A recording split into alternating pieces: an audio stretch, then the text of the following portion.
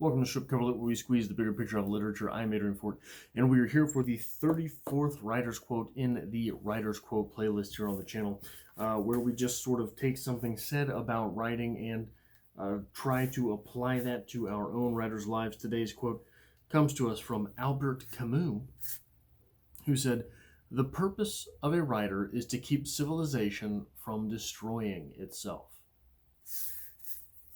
So,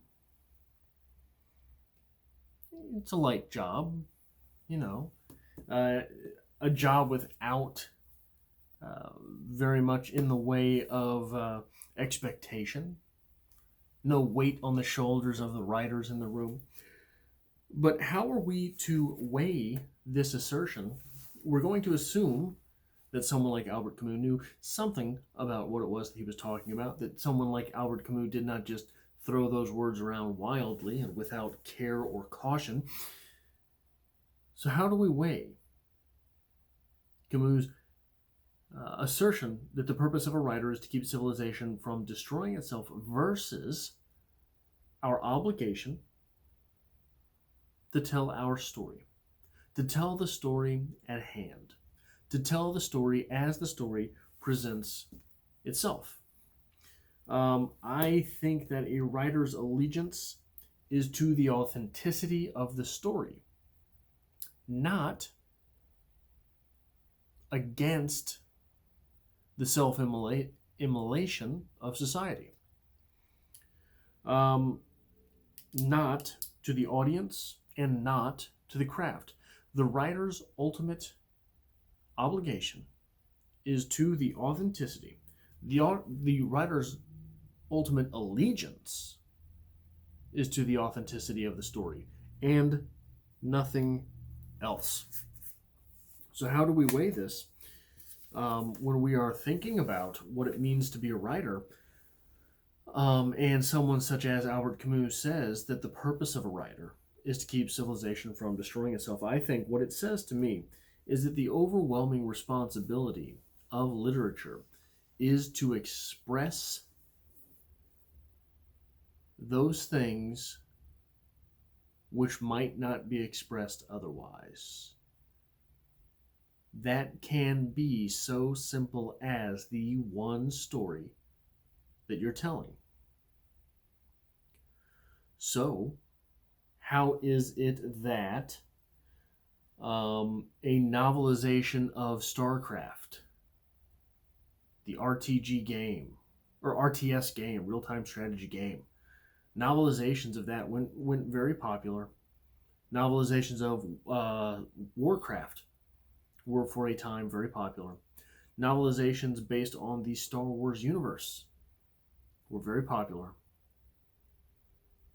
How is it that something such as that, how is it that Debbie Macomber and her romance novels are in fact keeping civilization from self-immolation? If you want to go ahead and draw those lines, I don't think it's necessary. I think that it is every bit as trite to tell a Debbie Macomber love story as it is to go on about the short, happy life of Frances Macomber, or what it means to be Jay Gatsby. Any of these things. Certainly, some of these things are more easily graftable onto the battlefield of keeping civilization from destroying itself. But all of them are worthy entries. And why is that? Because all of them are expressing a story true to that phenomenon that is included in the book, whether that is a romance novel or a soft sci-fi. But why that is so important is that all of these stories came from someone.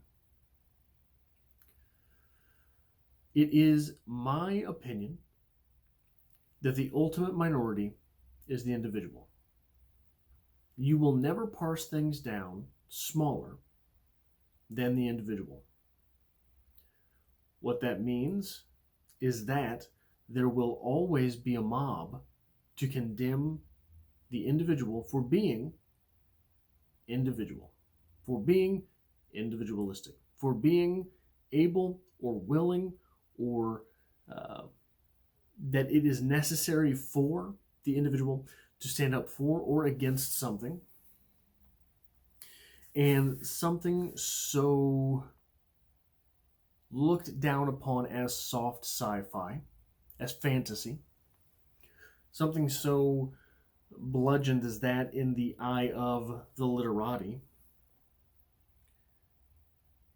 still conveys the struggle of an individual.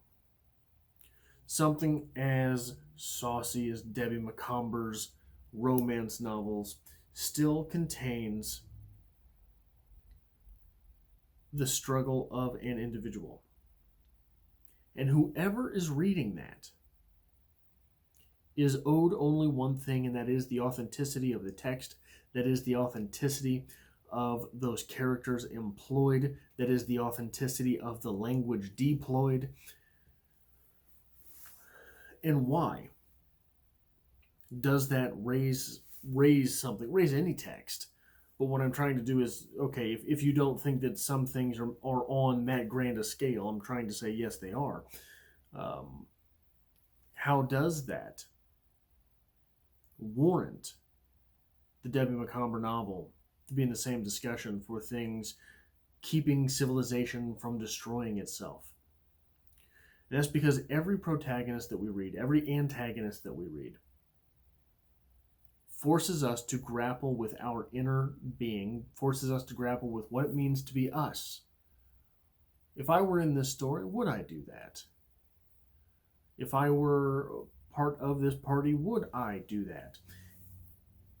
In the best literature, I think, sort of coaxes us down into that trolley without letting us know, without us ever figuring out that what we're doing is pitting ourselves against the characters and the ideas in this world. Some things are more clumsily written so that we become aware of ourselves doing this thing, much in the same way that someone watching a movie will be pulled out of the movie by a cameo or something and suddenly realize that, yes, I'm sitting in a movie theater watching some action movie about men in tights, tights, or manly men in tights. Much in that same way, that all of a sudden at times you become aware of yourself sitting in a slightly uncomfortable and fairly smelly movie theater chair. There are times in a book when we become cognizant of the fact that we are holding little sheets of dead tree with ink blotted across them.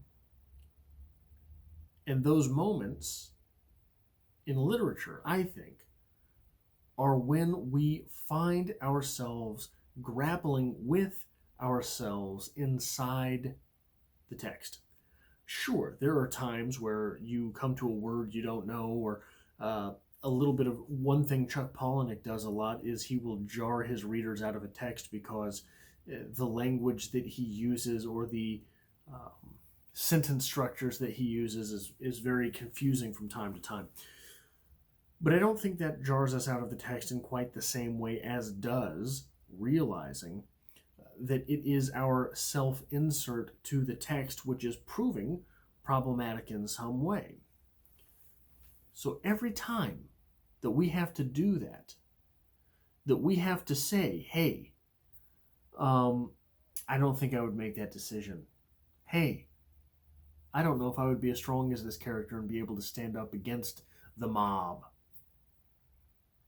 Every time that we do that, we're gaining empathy for someone else. And the ultimate minority is the individual. That is why the rights of the individual have to stand above all else. Otherwise, if the rights of individuals do not stand up against all else, civilization crumbles.